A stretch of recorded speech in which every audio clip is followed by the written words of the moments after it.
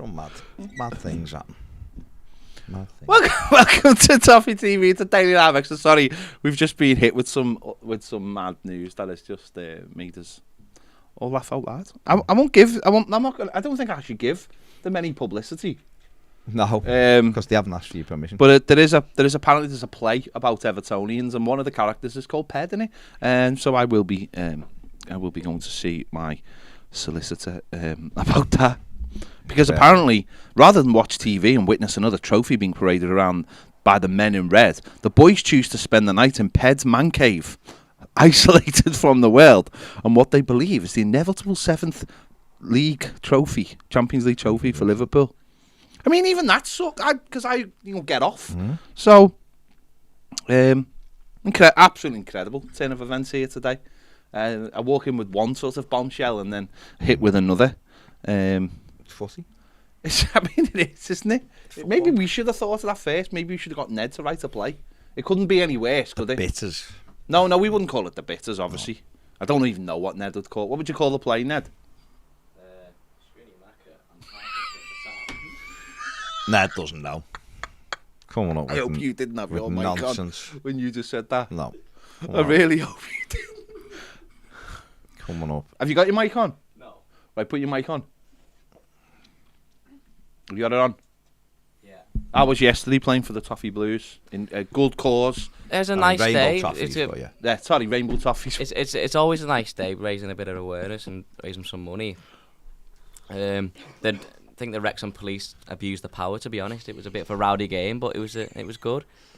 And get well soon to Andy Moran, who broke his Achilles. Oh yeah, one of the lads done his Achilles, didn't he? One lad broke his ankle, one lad broke his Achilles. And you wonder why I don't want to play in these games, Ned?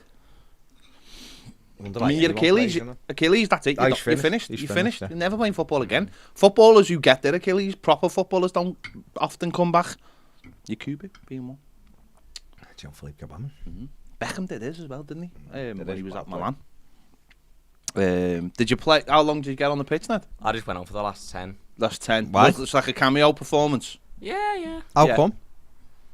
Well, they've got like their own team now, haven't they? They play every couple of weeks. How long did the camp play? Why were you playing? Yeah, me and Cam went on for the last 10. Oh, okay. To get the youngsters on, to get the legs, fresh legs on there. Can't give a penalty away, I believe. It was good. Good. It was good. You had a foot on the ball. Ball changed direction. I thought it was a good tackle. I was going, yes, son. And then the ref went penalty. While you were on the pitch, you were going, yes, son. I think it was because to the lad who's 3 years older now. I think the referee gave us 3 penalties, obviously against the Wrexham police. And then who were you playing? And then I went, bloody hell, ref, they're going to check your oil after this, mate. Because obviously the police. So we probably gave them a penalty to make them feel a bit better so we won't get arrested. Why would they get arrested? Because it's the Wrexham Town Police FC. Why would they have any powers to arrest anyone in Liverpool? And why would they're not mechanics. Why would they be checking your oil and then arresting you? We need to run your register through our service. The register? Is it school? What the hell are you talking about? Anyway. And you wanted them to write a play. I didn't actually want him to write a play. I'm saying he could have written a play and it would have been better. Yeah, there you go. Happy 4th of July to all our American viewers watching today. If you've taken time out from your day. Busy lives. Busy lives, fireworks and barbecues or what else you're doing. I don't know. Although I have once been in America for 4th of July. I don't know why people just started chasing me, but there you go. Yeah. We made our first signing over the weekend. Mr. Tarkowski is in the building with that number 2 shirt. No. I don't like number 2 shirt. Give number 2 to Patterson. Give number 3 to Michalenko. And then go to Michael Keane. See ya! Obviously don't want to take numbers off people. So they've given the number 2, which is fine. But he's in the door, first signing. Good news. Good signing. Been done for a few weeks, hasn't it? And good to get it announced. Good start. It's a position we needed. We done the video and all the stats were in it. Done very well last season for Burnley. In a team that struggled. And it's up to him now to do it at Everton and get in. And hopefully he's going to be the leader that we need at the back.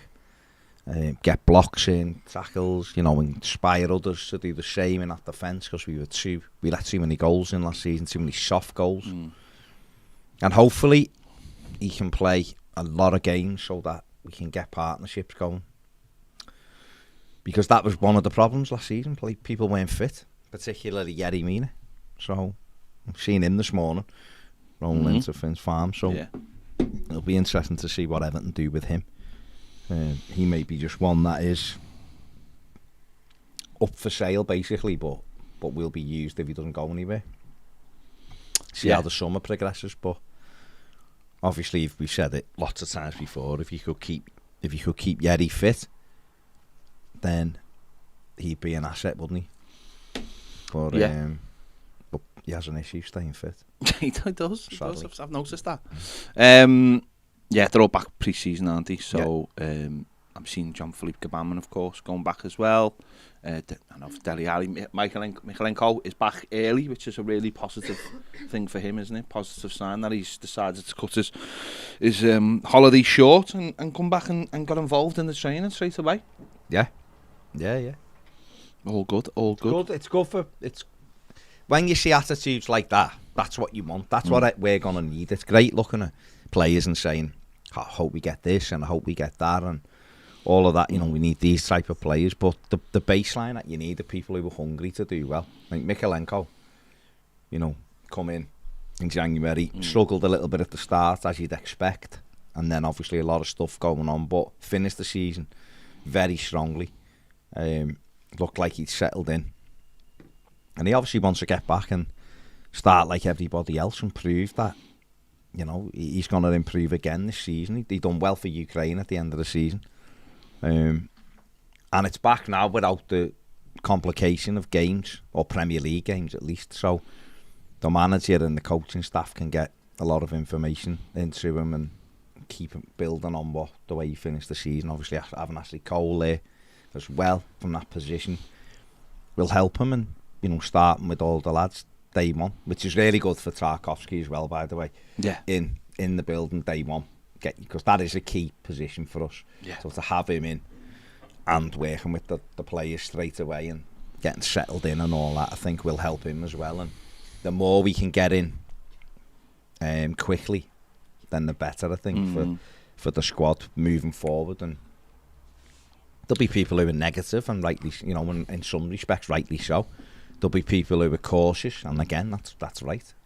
But sometimes you sell someone and you end up having a better season because people pull together, and if you can push the team on a little bit, you can go back to and listen. I know it can be. You can look at it both ways. You can look at times we sold people and didn't kick on, but look at like when we sold Wayne Rooney. Everyone was like, they're in trouble. Finished 17th. They're in trouble. They just lost the only real player they had. And we end up unbelievably finishing 4th the next season. I'm not for 1 minute suggesting Everton will finish 4th, but sometimes it isn't as dark as people paint it. What have you made? What did you make of the rumour over the weekend that we were going after another centre-back, Brazilian centre-back from plays in Italy? We reported this a couple of weeks ago, didn't we? Rodrigo Bacau on the Daily News. Apparently Everton have looked at him for a few months. 26. But we've been linked with 2 centre-backs up for ages. We're like, we all knew we were getting Tarkowski, or we were in for him.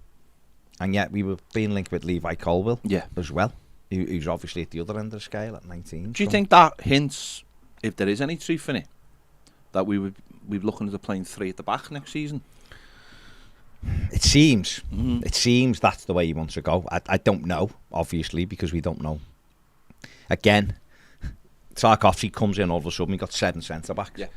So it would tell you that I imagine Jarrod Branthwaite will go out the door on loan, which is probably what he needs, a good season. If that's the decision, do it early, so we can get him pre-season wherever he is.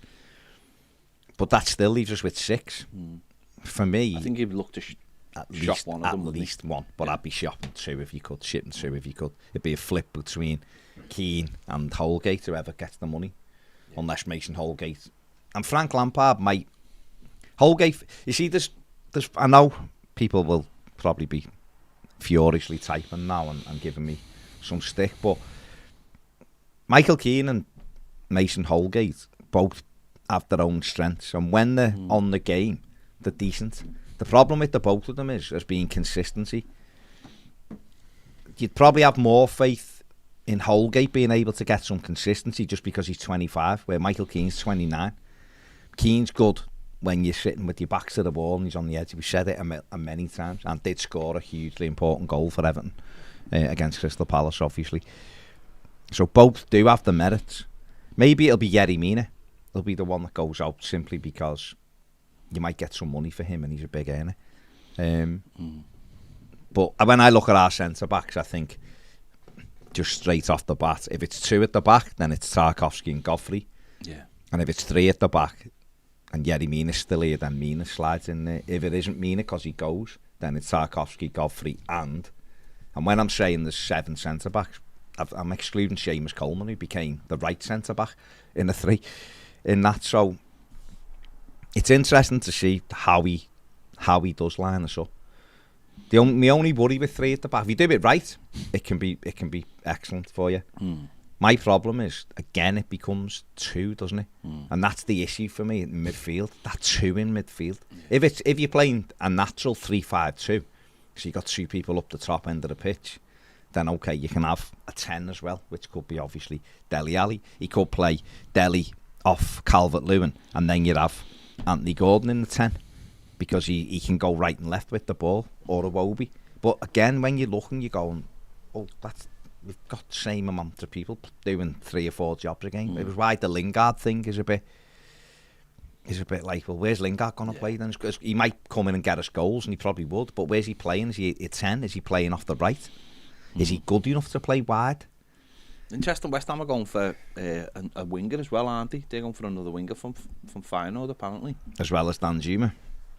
Well, apparently they're pulling away from Dan now, yeah. So, but they're going to... So where does Lingard fit in for them? And, what does that do for... But if you look at him, is he worth 150 grand a week? No, I know he's free. Not at his age. I know he's free, but he's 30 this year. That's old metrics, that. Yeah. That's pre-Sahar metrics. That's when football has changed massively in the last few years now, and he's 30, and if he thinks he's getting 150,000, I mean, look at like when if any, look at like Aaron Ramsey going to Juventus and deals like that. They just don't work. They just haven't worked. I can't remember the last. If you're bringing someone in for who's 30 and you say, tell you what, right, we'll give you the security of a 3-year deal or something, or Tarkowski's getting 4 years, isn't he? So that's the security of why he's probably chosen us over other people, is having that security. But so you're not going to give him silly wages, and listen, West Ham might have said we can give you 2 years on 150, let's say, or but clearly they're not willing to pay 150. No, we're not going to pay him 150. There's no chance on earth we're going to pay him.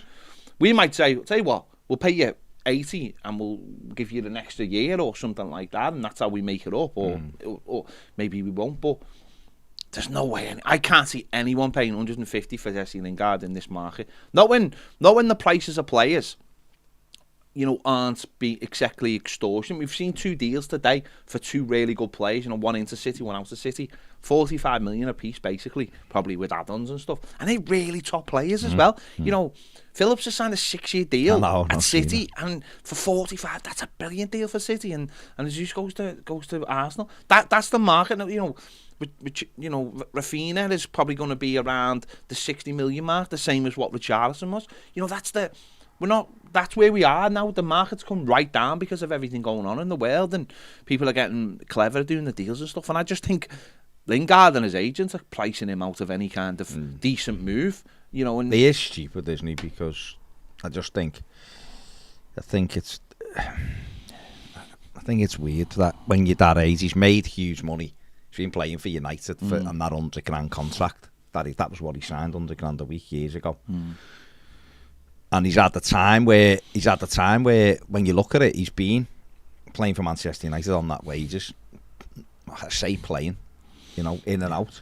He then had to go on loan to West Ham.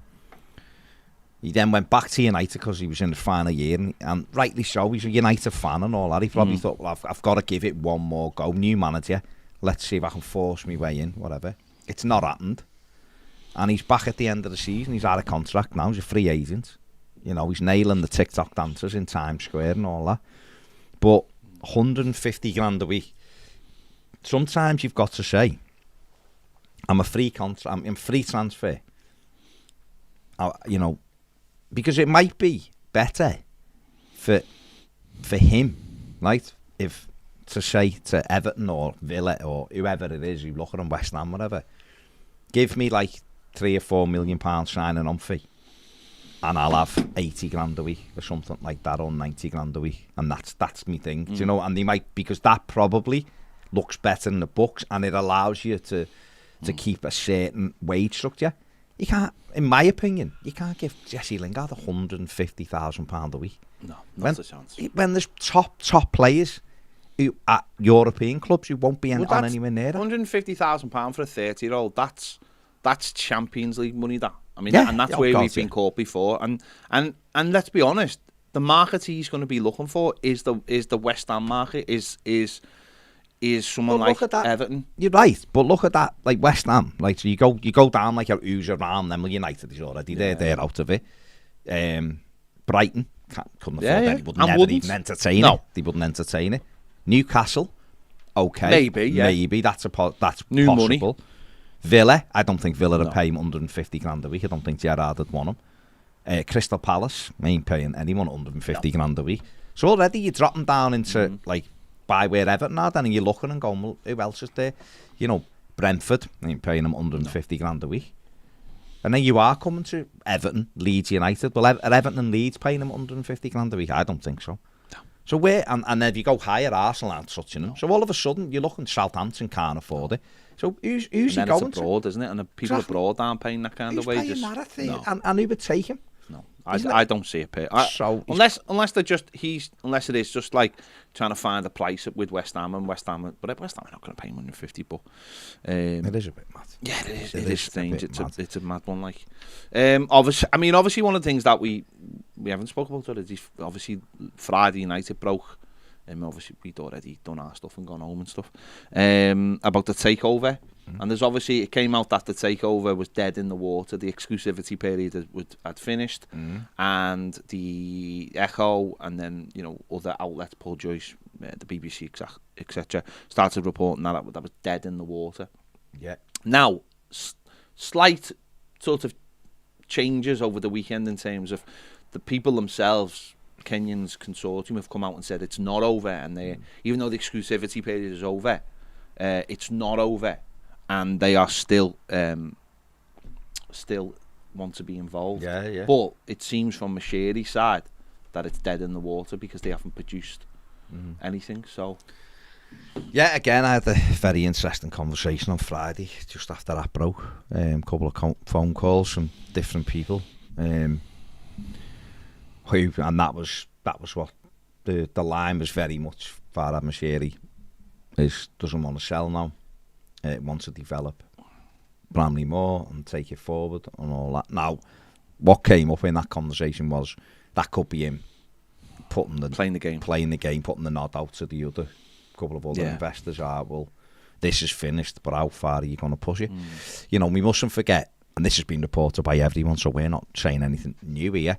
But this came about because these people originally came in to look at funding the stadium and looking at the land deal around the site. Yeah. And then obviously had the conversation, seen it, opportunity to purchase a Premier League football club and blah, blah, blah, blah. And it went on from there. But there is others in the water circling, but until someone actually makes a play for it, then it's going to remain with Farhad Moshiri. Now, I've seen a lot of people in the limited time I've spent on social media over the weekend, but I've seen people bemoaning Farhad Moshiri. And yet, a few weeks ago, I don't think anyone would have been going, Moshiri's got to go. People might have been going, my God, we need some direction. I get all that, and people have wanted changes at the football club, and I agree with that. There definitely needs to be changes on the board and in and around the club. 100% agree with that. Not disagreeing with any of it at all. But we can't lose sight of the fact that Mashiri has. I know we had this conversation last week, and you were absolutely right. No. And he has caused a lot of our problems. He really has, just by not having direction in what he was doing. But we do have to. I think we do and this isn't a be careful what you wish for kind of line, by the way. But I do think we have to be. Yeah. We have to make sure the people who are taking it on, if they are taking it on, have got the funds, but also the wherewithal to actually get us going. Because I think Everton Football Club, and this might be being a little bit biased and all that, obviously I don't think you can report on or talk about stuff about your club if you haven't got a little bit of biasness about it. But I think Everton Football Club is absolutely ripe for someone who knows what they're doing to make it pop. It mightn't ever get to, it probably won't ever get to like Manchester and of course Liverpool level of coverage around the world, of course, but it can be a very, very competitive Premier League football club that there's no reason why it can't win trophies in the future. But it has to be driven properly. No, of course. It has to be driven with a plan. A plan not only on the football side, which it looks, to be fair, it looks like there's something starting there, but it has to be mirrored on the other bits of the football club. We said that, haven't we? Well, when you listen to what Brands said there was more. I think we spoke about it on Friday, but there was more came out after that, talking about Mashiri getting involved and stuff, and not letting him do his job and things like that. It chose. I was on Radio Merseyside on Friday night and with Julia Bold, and you basically just mirror what you're saying there. The people who it isn't that it's dead easy. I know a lot of people might be disappointed that if this hasn't gone forward, but they didn't seem like real people to me. They didn't seem like real serious people. To be fair, it might still kick on and they might thingy, but just the way they've done stuff. But it doesn't seem like they're really, really serious. And the people involved, Kenyan, Chelsea, Man United, but that was over 10 years ago. Football's changed dramatically since then. The way you do things has changed dramatically since then. And again, not sitting here, dismissing it out of hand, but Farhad Mashiri's got a lot of money. But if you don't have a plan in place, and if you don't allow people to allow their plan to play out and leave it, this we've spoke about many times, what the difference between the running the football club and the stadium have gone in two different directions. Because you can't get involved in a stadium. You can't go, no, actually, mate, I'd like to add an extra pillar there, or you know what I mean. You've got to let the architect do his job, and you've got to treat the director of football like an architect. You've got to say, I trust you to do it, and I won't get involved. And unfortunately, he hasn't done that. But if we do get a new investor, like you're saying there, I want people who've got an understanding. I want people who've got experience of running a sports club, who understand the commercial aspects of running a football club. We're about to, obviously in the next couple of years, we're about to go into a new stadium, and the commercial benefits that can bring, it made me laugh in a way. I was watching Everton put a YouTube video out of the stadium, and it was brilliant timing, because there was a cruise liner going past, and the Everton drone goes over the cruise liner comes on the flip side, so you're looking at it from the cruise liner. And I just imagine that with a proper, stadium, and all the commercial things that are going to come from our stadium. Absolutely, little, again, just little things. In the last couple of weeks, there's been concerts in Liverpool. I've just been to a couple of concerts myself over the weekend. There was up in Lytham. There's a festival, and I was start to get your mind going, thinking, think of the things we could do with that stadium. To make money. Make the things we can do. But you've got to have the right people ready to take advantage of that, who understand the market, who understand how to take that. And that's why you can't just get, for me, you just can't put people in and go, well, we've got money, we know. You've got to have people, I think, who fully understand where they want to go, because they've got experience and of it. And where's it going? Where it is going? It'll be interesting. It's another twist. Again, they're keeping their hand in. Now we may see if there are others in the background, whether they're going to emerge from that, and whether they're going to put their heads above parapet and decide, right, we're going to have it, or Mashiri stays true to that and says, no, I think I will let these people get on with it, and I don't know what else he'll do, but we'll see what happens. I seen something this morning that said it's now a three-way race, but with nothing really behind it. You know what I mean? It was High News or something like that, which I thought was a bit strange. But then they were reporting it the other week before other people have jumped on it as well. So whether they know some, I have no idea. I've no idea. But again, it's about bringing people out, isn't it? If there is people sat there saying, I want a Premier League football club with a lot of money, then, you know, it's up to them to go and get involved with Farhad Moshiri. And who knows, you know, that maybe now the exclusivity deal has ended, that's what they'll do. You don't know, but, you know, it could happen, couldn't it? They could turn around, people could turn around and go, yeah, I want in now. Yeah. You know, if I've had the look on a one in, it adds, you know, it's worth us getting involved. But it'll run and run, I think. It'll run and run, and it'll go one way or the other, obviously, quite obviously. Moshiri will either come out and go, yeah, I'm taking this forward and I'm going to do this, that and the other with it, or he'll sell. So it's going to be interesting. But until somebody else comes out and goes, we want it, then you're still flipping a coin over whether it's actually going to happen or not. Yeah. You know, I mean, someone sent me really interesting stuff on Friday about Kaminsky. You know, you broke it. I've broke it. And when you read through it, yeah, come and fix this mic. When you read through it, it makes terrifying reading. Yeah.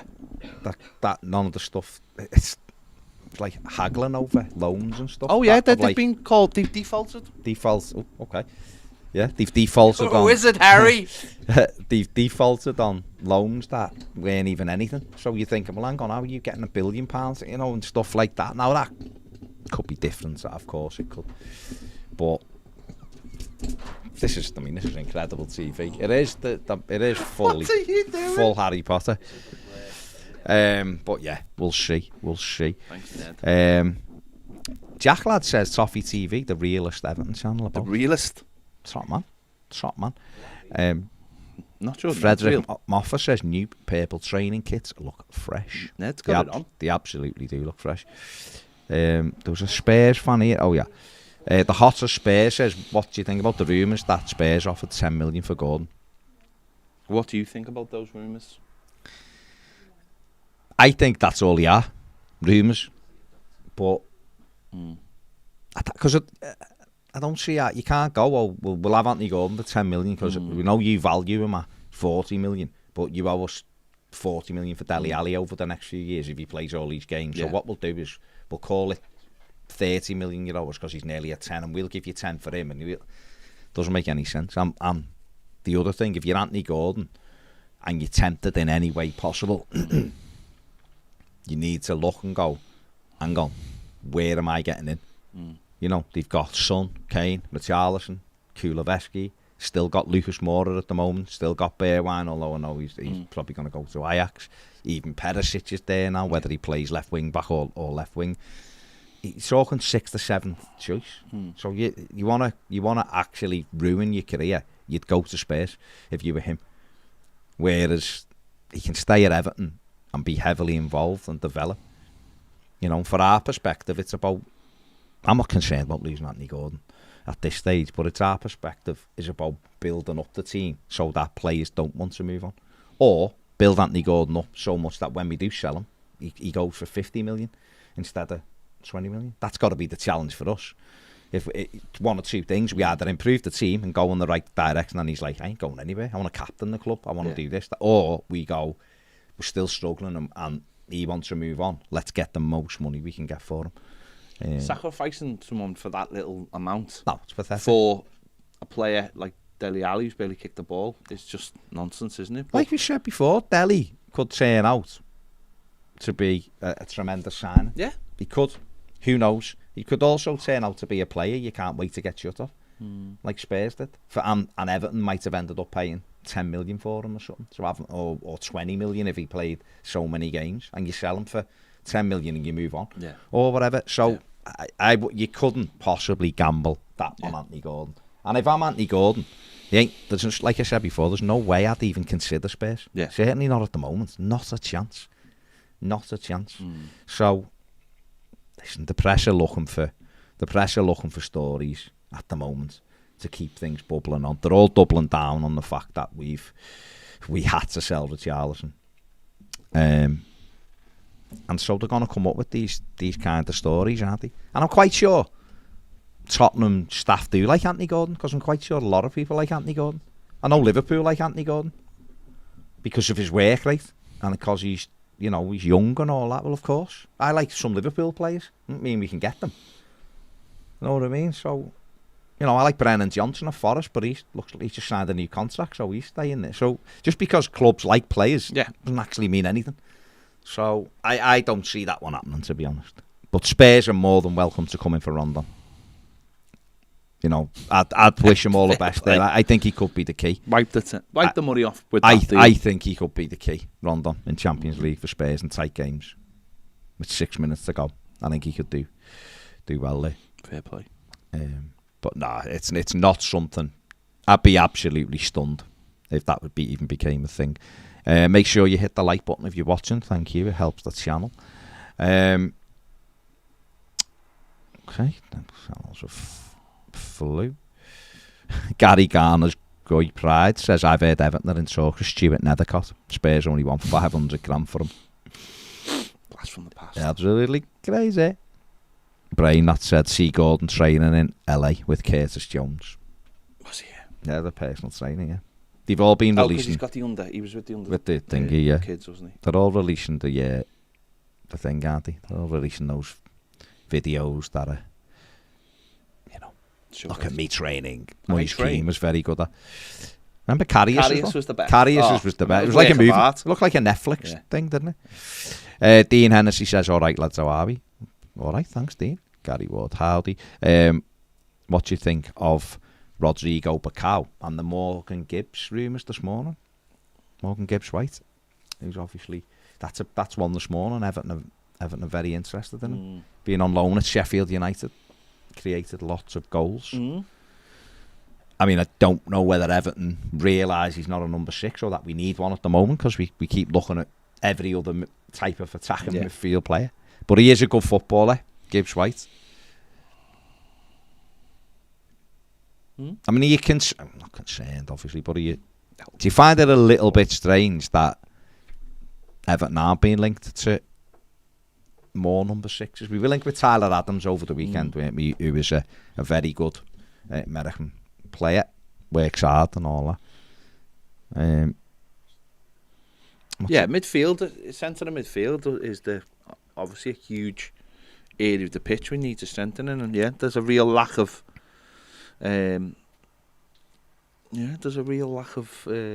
links out there, or I'm sure in the next this week and next week, hopefully we'll try and get. Well, certainly this week, because we head out to America next week. They'll want players to be going out there. Again, if we go into America and we've only brought one in,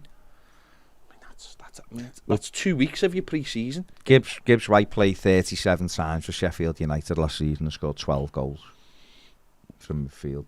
So, obviously, we've said it before, the Premier League's a little bit of a different proposition, but that's good. Consider 12 goals from midfield. I mean, we'd kill for that, wouldn't we? Yeah. To have a midfielder who could get them kind of numbers from midfield. But yeah, he's 22 years of age. So... No, it's an interesting one. I know Andy likes him. Yeah, it is an interesting one. It is the sort of, might be the market we have to look at, of course. So it's the right market, though. 22. Yeah. It's just the position, obviously, but we haven't seen all of it, have we? We don't know. No. We said last week we've no idea what Frank Lampard's plan is. So we'll have to see, won't we? We'll have to wait and see. But thought that was an interesting one. Definitely interesting link. Tom says, are you concerned we haven't been linked to a number 6 yet? Can't stress how important it is we fill that position. I really hope the club aren't looking at Davis or Alan as the man to play that role. I'm still hanging on by a thread to Gbamin coming good. I'll be honest, I've still got a bit of Gbamin hope. It's diminishing. I'm not going to lie. It is diminishing. But there is still a little touch of hope that Jean-Philippe Gbamin can come good. And obviously, the likes of Onyango and Onyango, you know, Isaac Price, them players, midfield players, young midfield players have been involved as well with it. So, well, they're going to get that opportunity, aren't they, in the next couple of weeks to obviously show the manager what they're worth. They'll get games, they'll get minutes, in pre-season. So it's going to be interesting. Do you have any, I've asked you this before, and I think I know your answer, but do you have any hope that Dele will come good this season? We had this personal trainer as well. He's been training with Ben Chilwell, and it depends how hard he comes back to, you know, what he comes back to training like, and what his appetite for the game is. It's clearly dropped off in the last couple of years. Yeah. It depends how much he wants it. But they're going to have to find that out really quick and and then make a decision on what they're going to do with him. You know, can they really, if he's not at it or he doesn't look up for it or he's not showing anything, can they really justify paying the money? But listen, that's on him. I can't sit here now say, you know, it's a different season. It's a different battle. He showed flashes of the quality he's got. You know, he's still a young man. He's got plenty to offer. Yeah. It's just whether he's prepared to work hard. And you know what? There's a big opportunity there. There's a big set of shoes to fill with Richarlison leaving. There's definitely an opportunity for him if Everton plays slightly different way and look to get goals from slightly different areas. There's definitely an opportunity for him to fill that gap. You know, if he could, you know, come in and do what he did in his time at Spurs, or maybe even doesn't do it as well, he could get double figures for us. You know, he was an absolute quality player, and it's got to be still there. It's more to do with the appetite and the hunger, I think, and we'll see whether he's got it. I'm sure the manager will assess that in pre-season. Absolutely. Anthony Annett says good afternoon. Good afternoon to Josh Waite as well. Alexander Hoffler says, hi boys, I was thinking after Tarkowski signed, assuming Mina doesn't leave, and if by some miracle stays fit and plays a decent amount of game for us, 25 to 30, which he did play the 2 seasons before last season, would you play Mina and Tarkowski together, or are they too similar? Pace at centre-back might also be a problem if we did. Cheers boys, have a good one. Well, if he goes with 3, and Mina did stay safe, then you could easily have Mina, Tarkowski and Ben Godfrey, because you've got Godfrey as the insurance of the pace, haven't you? You've got the other 2 as proper defenders. It was interesting listening to Tarkowski talking, saying, like, I'm actually like a decent footballer. You know, I've worked on that. I just haven't really been didn't have to do show it. it at Burnley. Yeah, so we'll see. Josh says, seeing the rumours about a pre-World Cup tour in Australia would be unreal. Yeah, it's a slightly controversial one, this. So the background of it is that Celtic were supposed to be playing Rangers in Australia in November, obviously when the World Cup is started, and it led to a lot of people in Scotland saying, you know, we can't this can't happen. There's no way you can play an Old Firm game, a friendly, you know, outside of Scotland, and you know, so Rangers pulled out of it, and the talk is today that Everton could be negotiating for the place to play. Obviously, it would happen when the season is shut down. You know, the season isn't really it. The season obviously is longer. It starts early and it finishes late in the May. So the season is longer, but it's not. The players can't just. Our players who don't go to World Cup, which is obviously nearly all of them, can't just shut down clearly for 6 weeks. They're gonna have to be training, and so why not? Why not do something like this? It's in November, so they'll still have a month. They'll still have basically a month till they come back on Boxing Day. So why not? It'd be a huge gain, good opportunity, good commercial opportunity. We're talking about these things all the time. Why we don't do more of these things? This is a really big opportunity. So hopefully something comes of it, and it'll be a big gain. There'll be a lot of people there. Huge amounts of Celtic fans. Good Everton following Australia. People from near-round regions might take it as an opportunity to go and watch Everton as well. And you know, it'll be their summer there as well. So it would be good warm weather training for our players as well. So to keep us on our toes. So hopefully it is something that actually comes off. I'd like to see it. Fair play. I might even ask John Blaine to say us. Fair play. Not net though. Kevin says, great morning on a sombre 4th of July here in Chicago. Not a lot of independence to be found in these parts. Looking forward to doing a Toffee TV double today. Chat with you all on live at 5. That's from Kevin. Kev Rob says, back to work blues up the Toffees. Simon Taylor says, happy 4th of July to Astro and all the American Toffees. And happy birthday to me. Happy birthday, Simon. Have a good one. Anthony Arnott says, Farhad needs to change the board. That's the most important thing if he stays. Yeah. Chris Wilson says, with all due respect to the Kenyan group, I don't feel comfortable with the group that wants to get in on the sports industry but haven't done it before. Plus, they seem to be making too much noise and have a website that screams front company. Yeah. Reece Patton says, just joined any transfer news. Well, we've just been talking about that, Reece, haven't we, with the Gibbs White links and that kind of thing. Yeah, the takeover, yeah. We'll see. You know. Also, could be real, who knows? Why are people tweeting pictures of the cladding at Goodison, but there's no cladding on it? Weird. I've seen it a few times. People putting pictures up that there's no cladding on at Goodison. Weird people. Okay. Bill Cummins says, link with Dennis and Morgan Gibbs White. Peter Finn says, you think fans can get boats and cruises to the stadium when it's built? Boats and hose? Boats and hose, yeah. You'd probably be able to get one from the Wirral. The Wirral. The Wirral, if yeah. You're on the You Wirral. can only ever be on the Wirral. No, you can only... You can't be in the Wirral. No, you're never in the Wirral. I'm sure some clever person will set something up or do something, but I don't think it's as straightforward as that. You can't just you've got to have the facilities, haven't you, on this side? Pampers Plays says, hi guys, Paul Daly here. I wrote the Bitters play.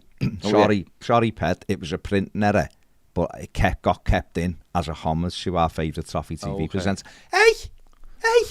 That's good. I don't want to be in it. Thank you. He'd love to chat about the show. Oh, would you? Yeah. Mm-hmm. What, chatting about how much money you have to give me for using my life? Like, if you're gonna have me in a play, I demand to play the part. I demand to play. He wants to be in it. He wants to be in it. You, sir, will be hearing from my attorney. Where are we? Christopher Sutton says we need midfielders. Desperately hoping Gabama may still have something, but we need a 6 big time. We have a Wobie and Dele. That's not even enough, and we'll struggle again this season, I fear. Liam Rigby says we'll defo like a Zinchenko in the midfield. Geordie Troon for life, obviously a Newcastle fan, says just for info, Newcastle turned down Lingard 2 weeks ago as he wanted 180 grand. Oh yeah, I mean, yeah, he's there. That would have been the club he went to first as agent and gone, he'll come for this money. Lads, yeah, new money there. So you got lots of money. Well, that's it, isn't it? That's what he'll be looking for, won't he? John Jones says it's better the devil you know. Avoid financial comment. Okay. Crazy Boyer says bring Dennis now. Bring Dennis now. Any particular Dennis? Well, obviously Emmanuel. Fair play. It's again the rumours, the stories. I love the ones on Twitter. These like accounts with like 111 followers. Like Dave Emmanuel Smith Dennis is done to Everton. Announced next week. Okay. I mean, it's not, but some people believe it. Then, yeah, I've heard Dennis is done. And you're like, you've just read that tweet, haven't you? And you want it to be true, so you'll give it legs. Peter says maybe Spurs buy Anthony Gordon, then loan him back to Everton for a couple of years.